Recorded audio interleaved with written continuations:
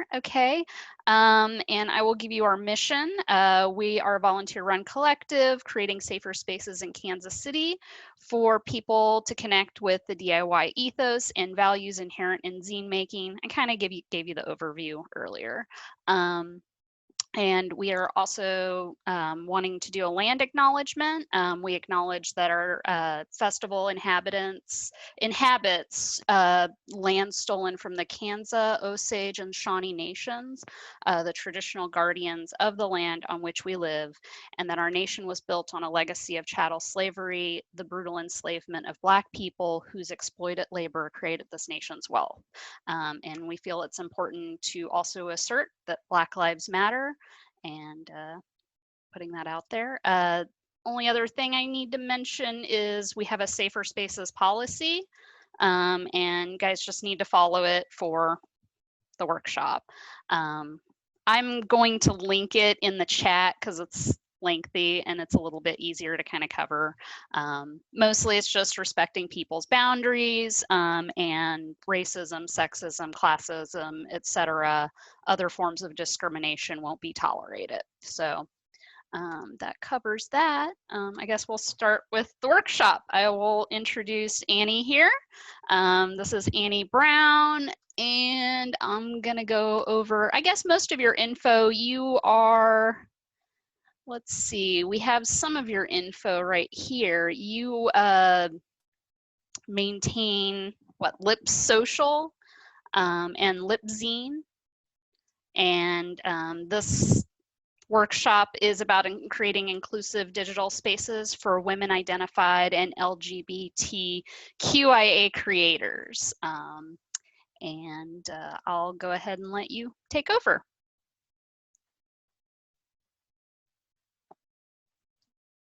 There we go. Not on mute. Hi, everybody. My name is Annie. I am the founder of Lips. Just a little background about the zine. So I started the zine over 10 years ago, maybe, oh gosh, 14 years ago now. And I started as a freshman on my college campus. And basically, it was part of my first women's studies class. And the idea was to work or identify a problem that we saw on campus and then try to fix it, or, you know, at least address it.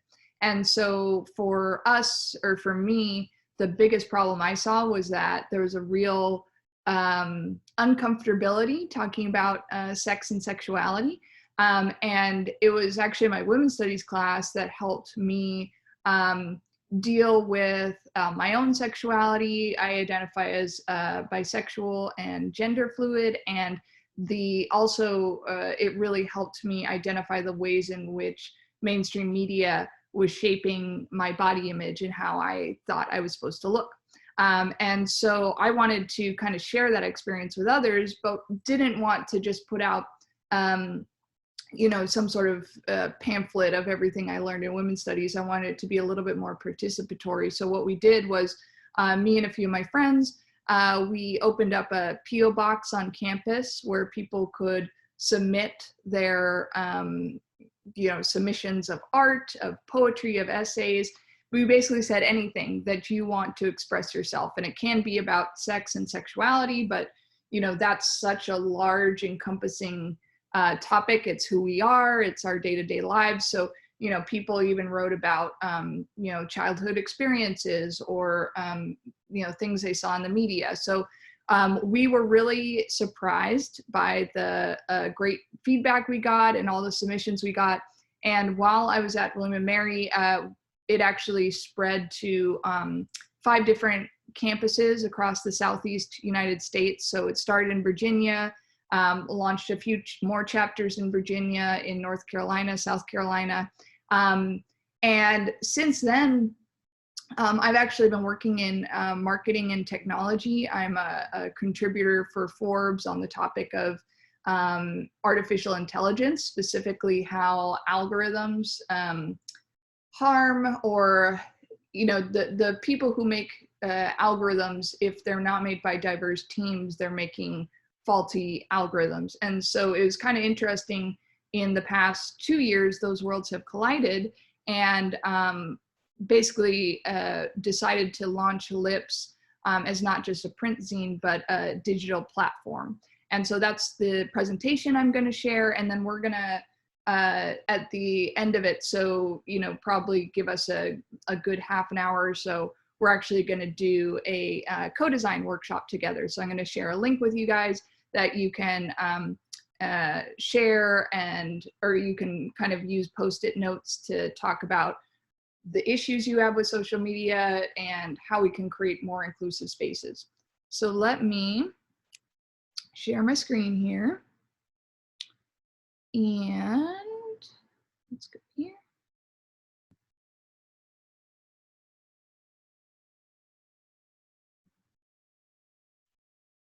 Okay, so can everyone see that all right? Awesome. Okay, so Lips, we are a social media platform built for women in the LGBTQIA+ community. The reason we focus on those communities is that we find that a lot of the issues that we're addressing on social media really heavily impact those communities, especially if we're talking about censorship. I also found that the women identified and LGBTQ digital experience is very different than others. So wanted to explore that and create a space that focuses on those communities. However, we really see Lips as a platform for everybody. It's kind of that idea of, you know, feminism is for everybody. We have a lot of straight white male users that are excited about our platform because they're able to learn a bit more about feminism, and also, you know, they benefit from seeing women in the LGBTQ community posting creative expressions of themselves and more honest discussions about sexuality. So we kind of think of ourselves as Instagram plus Etsy plus improved moderation, and I'll talk a little bit about that, as well as mental health research. We actually just graduated from the Headstream Accelerator, and if you haven't heard of them, they're really cool. They do youth technology that's aimed to benefit youth mental health.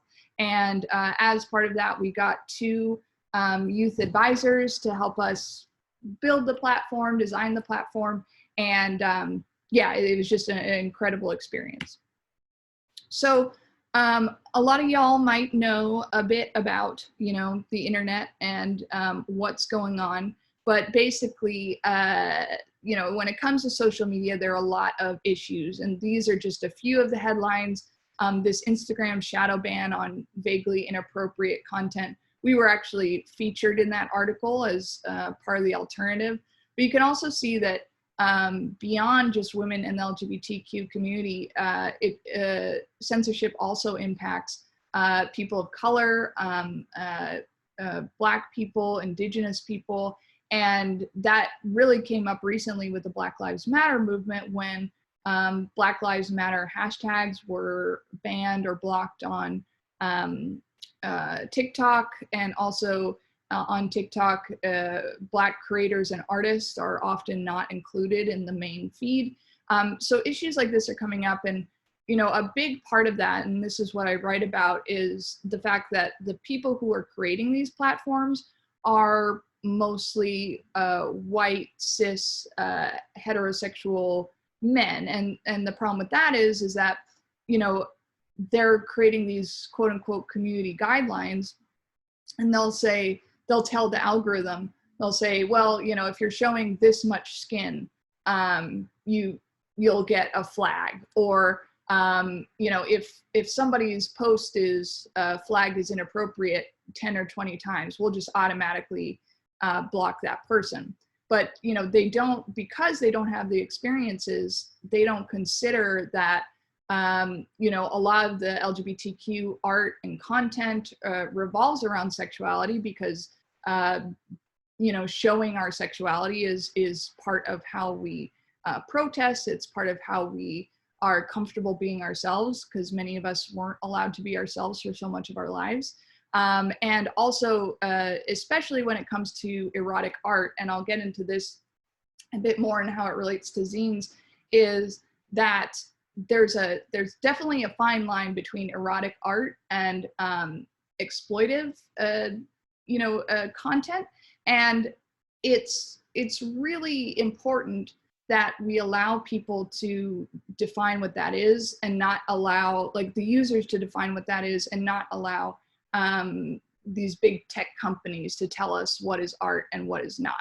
And so probably the one that you're most familiar with is the porn ban with Tumblr. So a lot of creators, including a lot of zinesters, had their accounts either completely removed or deleted. And that kind of caused this wave of other social media content platforms like Instagram and Facebook and Twitter to think, okay, well, if Tumblr's doing it, it's okay for us to do it too.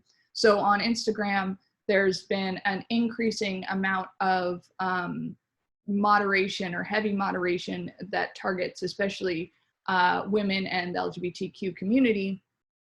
And I'll get into a little bit about hashtags and how that's working, but a lot of the folks that we've worked with have had their accounts deleted. They've had 700,000 followers, and they might be a sex worker, they might be an erotic artist, they might be a plus size model, but at the end of the day, their account was deleted simply because they didn't meet the standards of appropriate content by these larger platforms. Okay.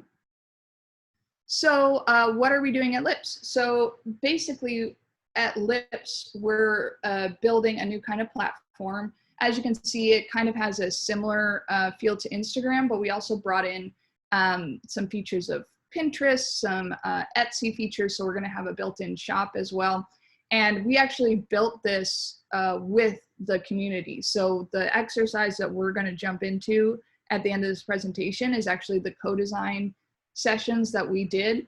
And we specifically made sure that our co-design sessions were LGBTQ, Black creators, Indigenous creators, youth creators, and women identified creators, sex workers, just really making sure that these voices that are especially marginalized on social media were centered in what we were building.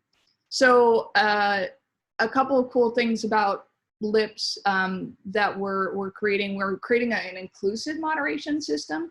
So right now on Instagram, it's very exclusive. So, if one thing that came up that was super crazy was one of our partners, she's called Exotic Cancer, and she's a stripper who's also a cartoonist. And she actually had a group of folks, incels, trolls on Twitter gang up and decide, okay, we're gonna get this person's account deleted. So they went and they flagged her account, maybe hundreds, I'd say probably hundreds of people teamed up on Twitter to decide, we don't like this person, we don't like that they're a sex worker, and deleted the account. And so her account got deleted at 500,000 followers. And why that's happening is because these platforms don't understand the phenomena of, or maybe understand, but they don't necessarily prioritize the phenomena of incels, of trolls. And so an inclusive moderation system, what that does is it makes sure that you're seeing, you don't have to see content that triggers you, you don't have to see content that you don't want, but that doesn't mean that it's not on the platform. Our platform, specifically the community guidelines, really focus on the philosophy of, or I guess the paradox of free speech, which is that a society cannot be tolerant without not tolerating intolerant behavior. So basically what that means is that, if we say, oh, well, it's free speech, so let's allow hate speech, and let's allow incels, and let's allow anti-sex worker, anti-trans feminists on our platform. What that does is that makes it harder and, scarier and less conducive for those groups that are being targeted to express themselves. So actually, by allowing those groups, you're limiting free speech. So for us, our community guidelines really focus on limiting hate speech and of course, limiting exploitation. And on top of all this, we also are creating economic opportunity for underserved creators. So again, like the Exotic Cancer example, they had their account deleted and that was their main source of income. So these things don't necessarily just, you know, happen and it's like, oh, boo-hoo, I got my social media account deleted. It's more like, you know, people are relying on these larger platforms for their lifestyle, but what's happening is that these larger platforms don't really care about these underserved creators and therefore are, you know, pretty indifferent if they get their account deleted and then lose their main source of income. So for us, it's making sure that, you know, there's no chance of an account all of a sudden getting deleted without warning. There's not that sense of fear or sense of being targeted. Okay. And so these are just some of our partners that I recommend following.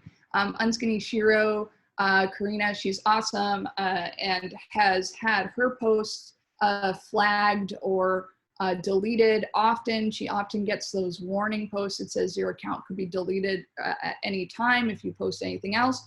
And she is simply posting pictures of herself in dresses, sometimes in lingerie.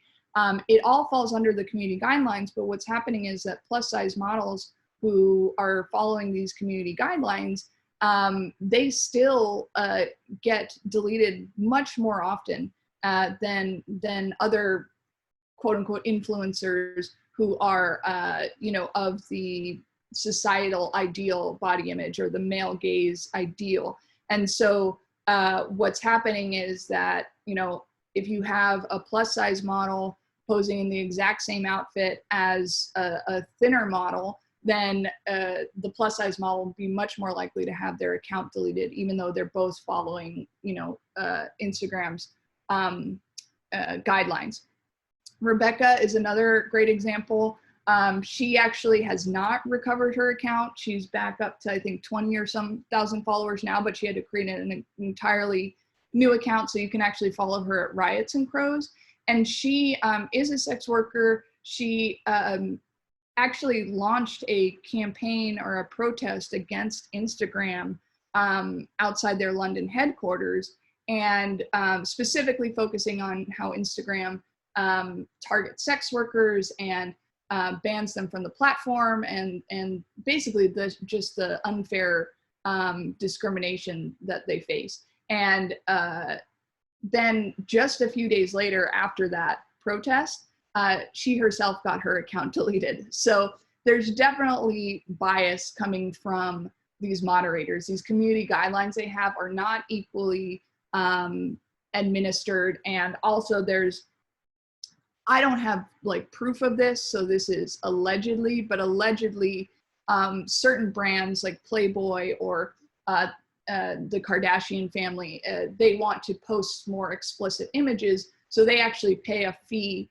to Instagram. And the problem is that these larger brands that can afford these things actually get away with breaking the community guidelines much more often. Sad Amish Tattooer is another account that we love. This is actually a male tattooer, and it's interesting because he gets his account tagged and flagged sometimes, but not as often as female influencers and or women identified influencers. And it's interesting because we actually, one of the journalists that we know wrote a piece for Huffington Post about how women, when women identified folks who put, you know, mark their gender on their business page or their personal profile as female, when they changed their sex to male on the platform, so you can change your gender there. Basically, the instances of them being reported or deleted or flagged went way down, and their engagement numbers went way up. So obviously these algorithms, these moderations are very heavily targeted on women identified bodies or femme bodies. And I'll tell you one more thing, and I could go on forever about how crazy this is, but one more thing is that when so if you look at the Instagram's community guidelines, they actually don't refer to women as women. They refer to women identified person as girls, which is really creepy, and just points to the fact that, like, you know, this was not something built for this community. And basically it says, you know, a girl posing in a bikini, or a girl in, I guess, like revealing underwear. And those are its examples of things that would be banned from the platform. So it just makes you raise an eyebrow as to, you know, kind of what they're thinking. And just a few statistics. So actually, Czech did a analysis of content online, and 73% of LGBTQ content is flagged as inappropriate, meaning that that content can't be monetized, that you're probably not seeing LGBTQ content as much as you should be, given, you know, if that's content you're engaging with. So for example, I, on my Instagram, personal Instagram, I like a lot of erotic art. I like a lot of LGBTQ memes, but my explore page is mostly cats and makeup, because that's the other thing I like a lot on Instagram.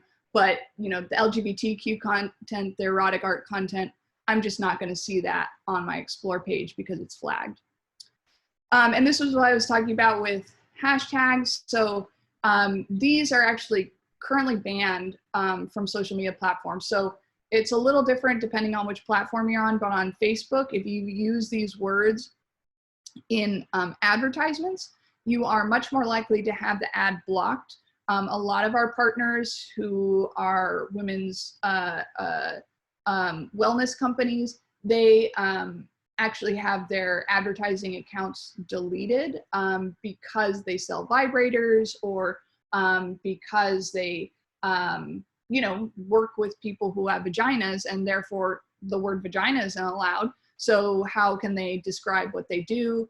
Also on Instagram, these words, and this goes even further, there's a full list actually on our Instagram page, but these words are alternately banned. So basically what happens is if somebody posts a post with the hashtag lesbian, and let's say that it's exploitative or goes against community guidelines, what they're going to do then is they're going to ban the whole hashtag for a few days. So actually, if you go on Instagram, one that often is blocked is hashtag body love. And so all these body positive influencers that are using the word body love, or the hashtag body love, are banned, or not only not showing up in the explore page, but they're actually demoted on the algorithm for using that, you know, banned hashtag. So it's messy and it's bizarre and doesn't make sense. So this is my contact info. We are launching the MVP on end of October. And basically that's going to be kind of the prototype that you saw me playing the video with, but with content, of course. So if you want first access to that, just go to lips.social/sign up. Also follow us on Instagram. And now, well, first I'll take a few questions, and then we'll jump into doing our activity. So basically it's a co-design activity. I'll share the link, and you guys can give some feedback on what you see as an ideal social media platform, and also just issues that you face, whether it's issues I talked about here or maybe ones that are unique to you. All these things are what we use to make an inclusive space for these for our community. So with that, I will take some questions if there are any.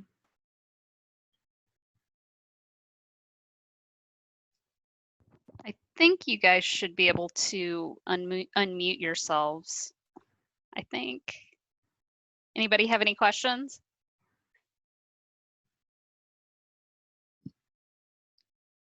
Well, it doesn't look like we have any right now. Okay, well, I can pop into You guys the, can also post, sorry, you oh, no, guys go can ahead. also post in the chat if you have any, if you think of anything you want to ask. Yes. Oh, no.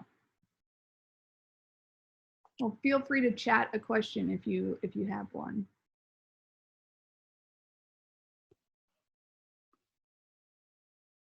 In the meantime, I will share this link.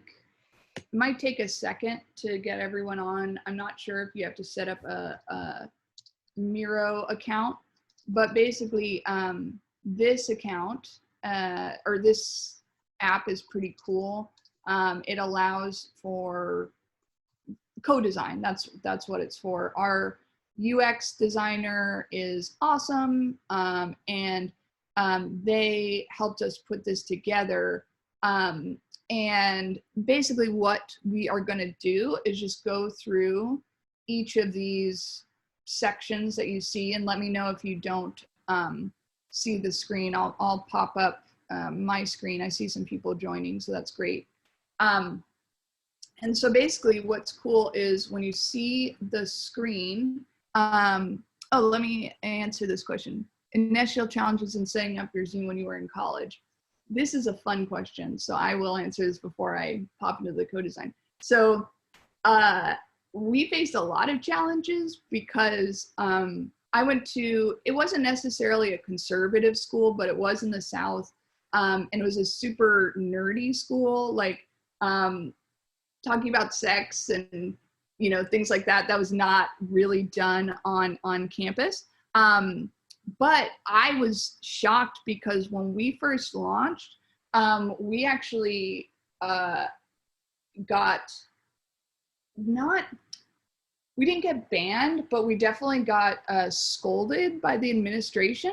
The administration actually, one of the guys who ran, his name was Mark Constantine. I'll just shout him out here. He ran like the programs, student programs, and he actually called my cell phone in the morning and told me that I was ruining the school, that like I was putting women at risk for being promiscuous. It was just this, it was absurd. And then we actually wanted to become an official campus publication because then we got funding from the school for doing that.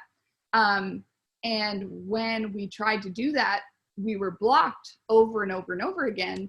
And the reason is because they saw us as a pornography magazine. And we were like, nope, we're not. So we actually had to, it was actually the students who were our fans who went and basically petitioned to get us on the campus publication, and they went to the student assembly.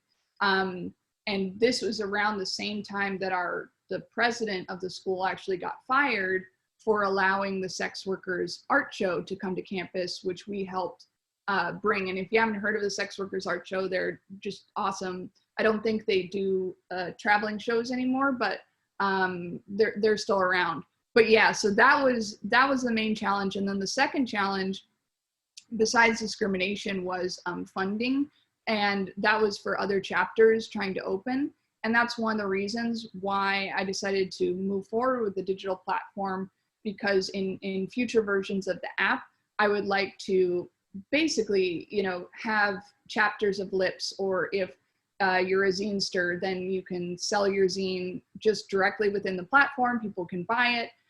Also, you can just kind of have your own digital page, so you don't have to worry too much about printing costs or things like that. So a place for creators to share their work without having to worry too much about operating costs related to zines. So that's the other thing was funding, and we're hoping that the digital platform kind of helps with that problem. Okay. All right. So if everybody is in the co-design session, did everyone, does anyone have issues getting into that? Are we all good? Okay, cool. So in the co-design session, you'll see little sticky notes, and we'll start with the warm-up. So the warm-up is talking about a time you felt empowered online as a creator. And, you know, if you are an artist, if you just post online for fun, the creator kind of captures that whole experience. And so we are asking you to basically share a time when you felt empowered online. So, you know, this says draw a picture of it. So if you have a piece of paper and want to draw a picture and, you know, tag it or send it later, that's great. But these sticky notes, you can actually just double click on them. And then, let's see.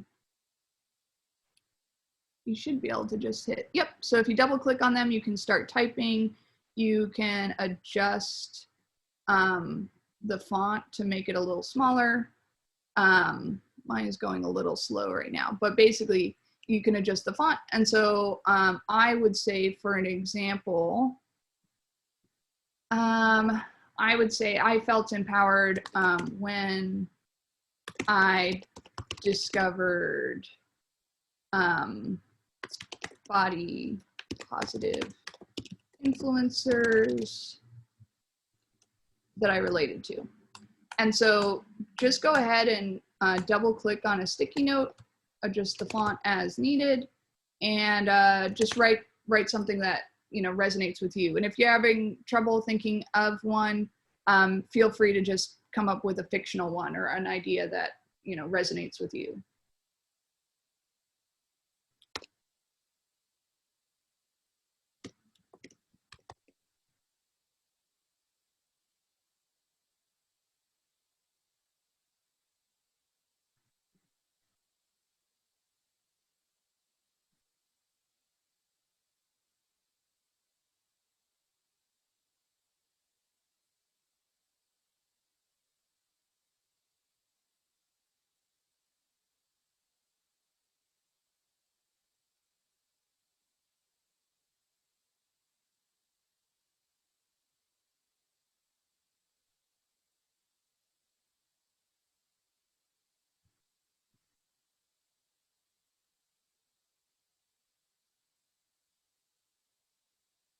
Anyone else want to add that, or anybody having trouble with the typing or the app? I have my camera off right now because I was just eating lunch, but Oh, I no posted worries. that also, which is just that I had to go click on your bubble to Oh, find the sticky notes. When it like took me to the website, I was just like in big blank space. And oh, okay. with the sticky notes until I clicked on you. So if anyone else is looking at blank space, that's my tip. Yes. So you can click the bubble. Yeah, so you can double click where I am here. And you can actually show your other people's cursors. But actually, so this is up in the top corner. So yeah, just click where I am. Oh, bring everyone to me. Okay, so hopefully everyone sees this now. And so yeah, this first section is where we're at, and these are the sticky notes I'm talking about. So if you just double click on them, you'll get a cursor and you can start typing. Thank you for clearing that up.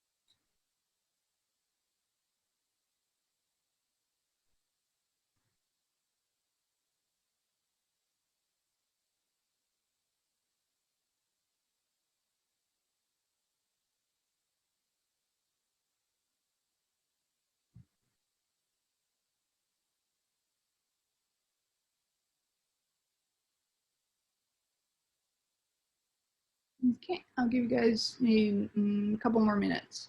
Then we'll move on to the next one.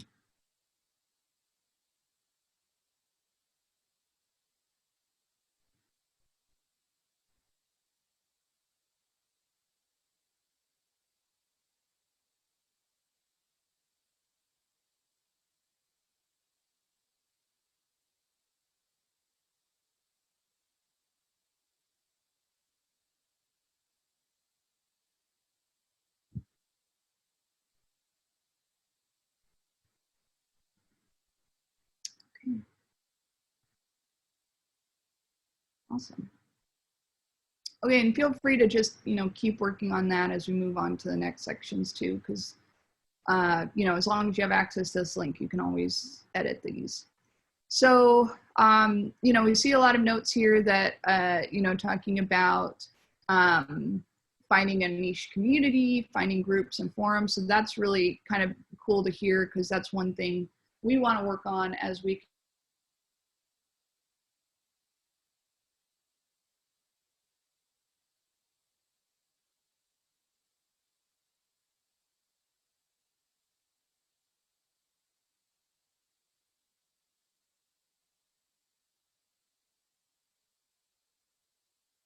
I think it cut out there for a second.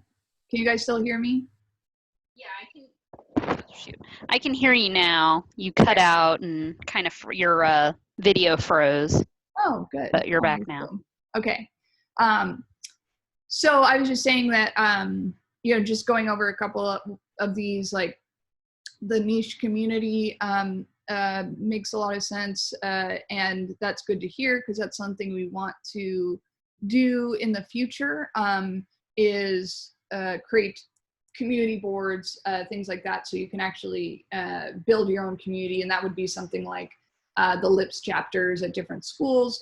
You could have a LIPS chapter community and then, work in that, or you could start your own niche community on a specific interest. The queer clothing companies is another great one to bring up, because that's a big problem, is that discovering brands that you like or that you enjoy, or that are marketing to you as a person. If you're not this kind of Cosmo ideal of a person, is really tricky, because those brands are censored. They're not allowed to advertise. So that's going to be a big part of us, is partnering with brands. And so any brands that you like and you'd like to see on the LIPS app, feel free to share them with us. We're always happy to partner with new brands. So, and then this one I think kind of jumps into this one. So online experiences have been largely unempowering. And I think, we can think of a lot of examples of this. And so as a creator, and you can say as a person, like individually, or you could say as a creator, as someone creating art and wanting to share it with the world, what are times you felt discouraged? So same thing as before, just go ahead and click on a sticky note, and I'll give you guys some time to share your experiences there.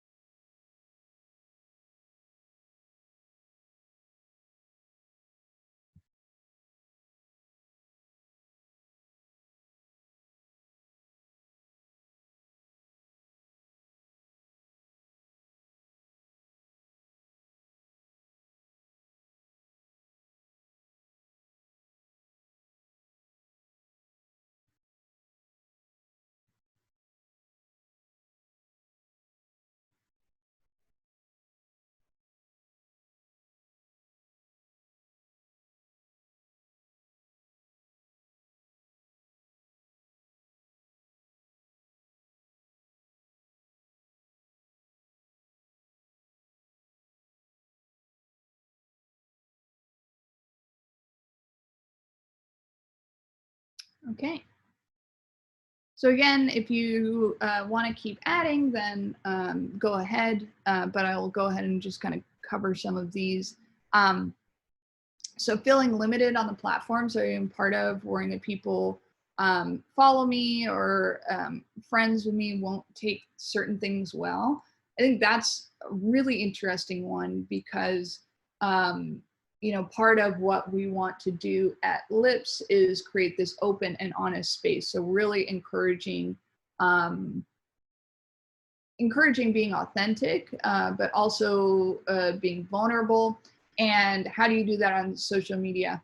And we're introducing some different types of features, and we'll get into this when we go into the kind of imagine the impossible. But one of the things we're trying to do is take these kind of more difficult topics and see how we can address them. So part of that is that moderation process. So saying, you know, if you tag a certain post as a certain trigger warning, or if you tag a certain post, like say like dark humor or something, they can actually limit so that they don't see those type of posts if they really do bother them. Because, you know, sometimes we don't understand why something will bother somebody and not somebody else. So they can limit those type of posts, but then see your other posts.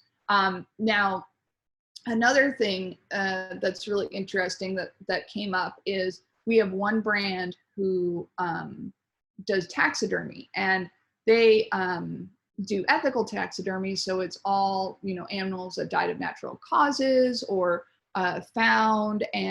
But what happens is that their account gets flagged a lot, and they're actually not allowed to sell any of their taxidermy because taxidermy is banned on selling on social media, but also a lot of people report it. And so one feature that we're looking into from these co-design sessions is a feature where somebody like flags your post, you can actually have a customized response to them. So this goes to this orange sticky note here.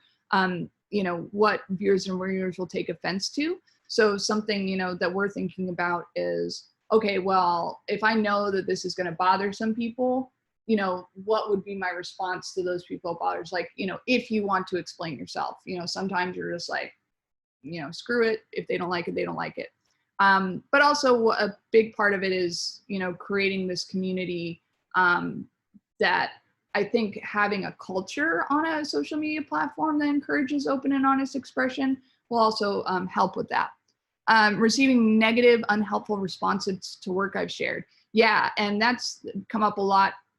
We actually do have the feature of turning on and off comments, but you know, the idea of that actually people who are posters on Lips, so people who are posting art, stories, photography, are the only ones who can actually comment. So that kind of limits some of the people who are trolls. It's just this like idea of convenience. And feeling like my posts weren't going to get any likes, so why even bother? Yeah, 100%. And I'm right there with you. I actually do a comic called Gross Annie, and I just post online and hardly get any likes ever for my stuff. But, you know, I think a part of that too is that it's really hard to break into this Instagram or large media platform. So by being on a smaller platform, you have more ability to reach audiences, but you also are in a niche where more people will most likely relate to, you know, what you're posting. Before we jump into the next section, does anybody have any questions so far, or ready to jump into the next part? Feel free to put in the chat if you can't use your microphone. Okay. All right, so what are your frustrations with social media? Actually, we only have 10 minutes left, so I'm just going to open up this whole page. You know, if you have frustrations that you haven't put on this one, discouraged or limited online as creator, feel free to put in the post-it notes, but also go ahead and start, you know, think about and start posting what are the impossible solutions. So feel free to post in whichever one you want. But, you know, things that we came up with before was like a troll blocking bracelet or a gender neutralizing software. So even if it seems completely impossible, feel free to post a solution that you think would be cool. Because what we know about technology is that, you know, if you imagine it, it might not look exactly like what you think, but there are ways to create these things. And that's why, yeah, I really like feminist science fiction, because a lot of times it imagines better worlds that, you know, people just assume aren't possible. So anyways, go ahead and start posting in those sections, and we'll see what everybody comes up with.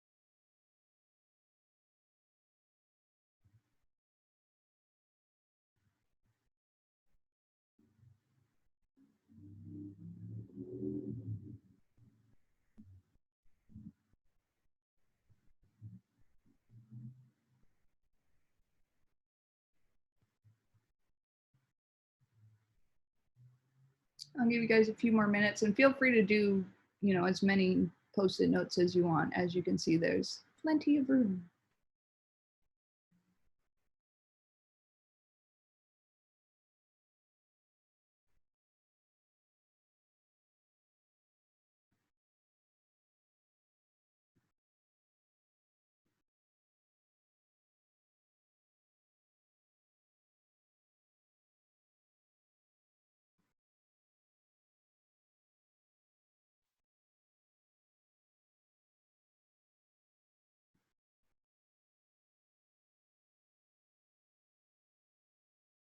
All right, one more minute, and then we'll discuss and wrap up.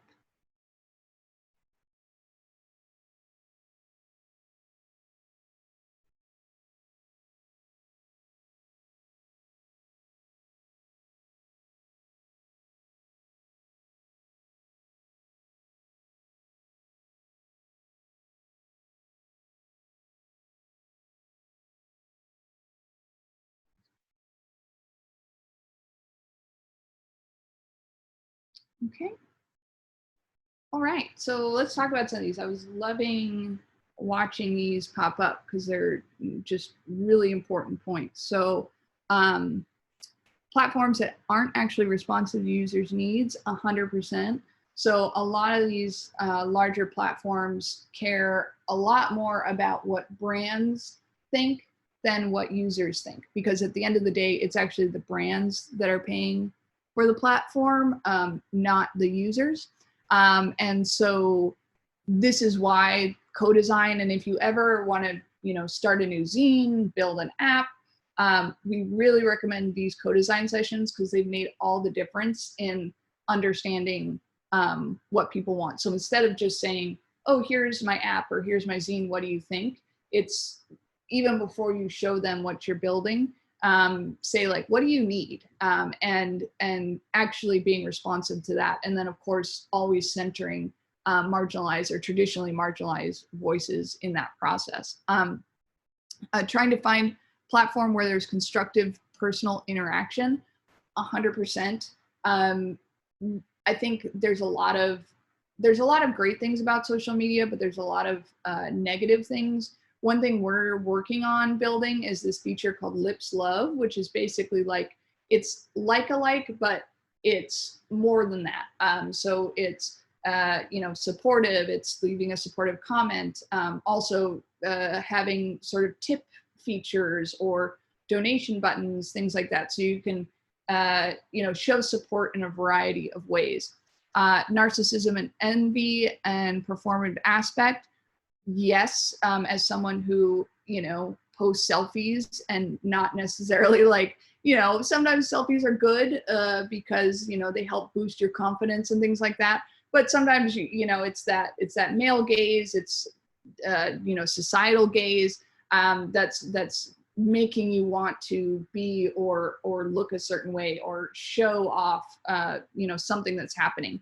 And that's, again, coming back to open and honest. And that's going to be a big challenge for us. We haven't, we don't claim to have figured it out. We're in the very early stages of this.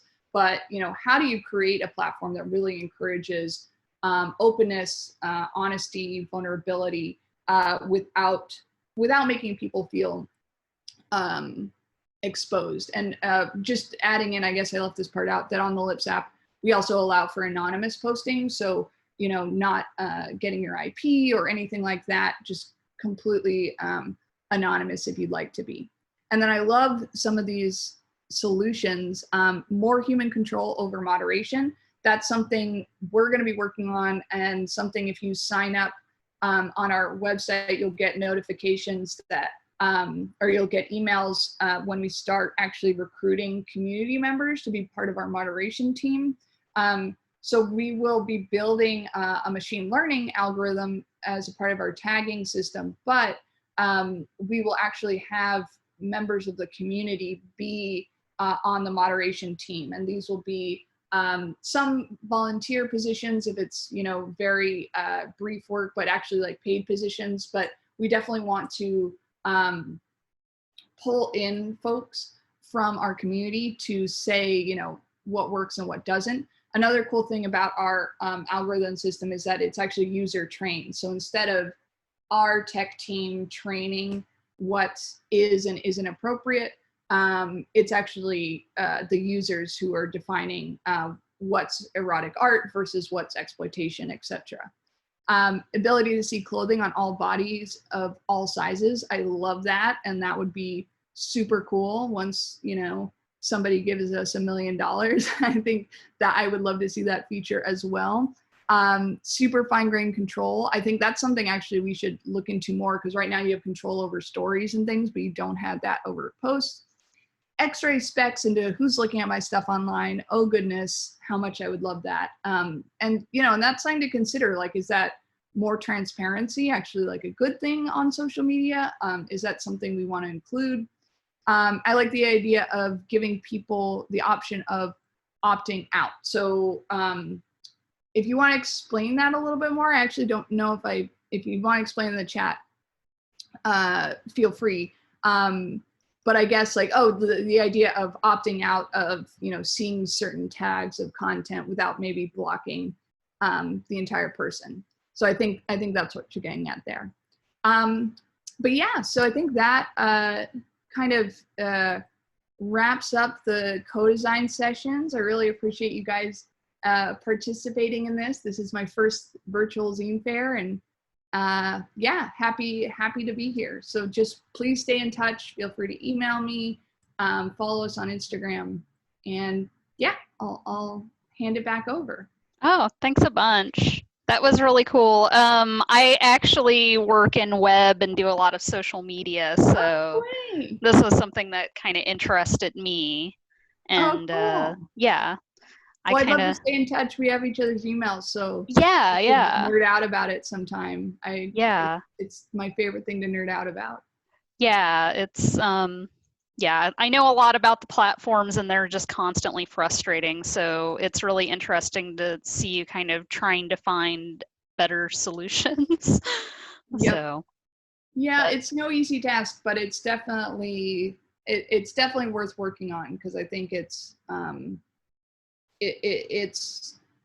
area that a lot of people don't necessarily want to dive into, because these folks are so big and so scary. yeah. But it's like, if they're not working, you have to at least challenge them on what they're doing.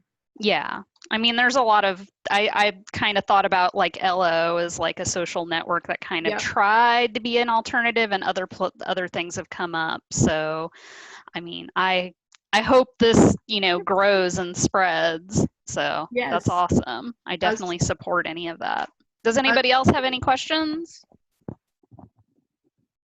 All right. I think that's it. Thank you. If you have anything else to say.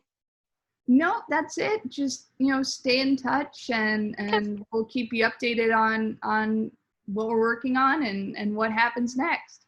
All right. Thank you. Thanks so much. Bye. All right. Bye.